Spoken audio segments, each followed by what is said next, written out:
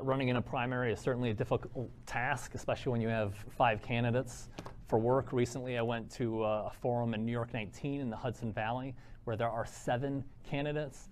And as I was in the theater listening to everyone, and then in the car back to the office listening on the radio, the first thing I thought of was, I don't know how these undecided voters differentiate between all of these men and women on stage.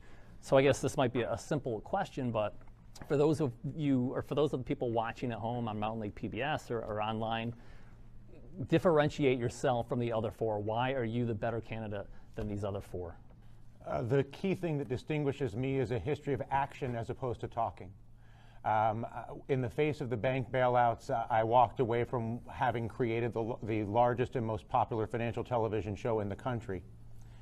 I did that because I saw the corruption that was in place, and I declined multiple other situations which were vastly more comfortable for the opportunity to go directly at our government every day, hours a day, addressing political corruption in our system.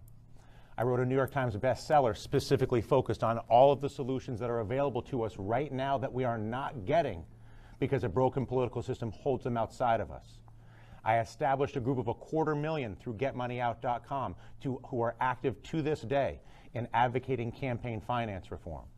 When it became apparent that the government was not going to be there to provide the transition that is necessary to global renewables, to distributed grid, to distributed systems in general, I chose to take my savings from my career in journalism and invest it in the creation of a small business that targets the creation of small solar-powered hydroponic farming systems. I have an understanding not of just what it is to talk about reform or to understand reform or the economy. I have a history of acting directly to change it, and that is why I'm running for Congress.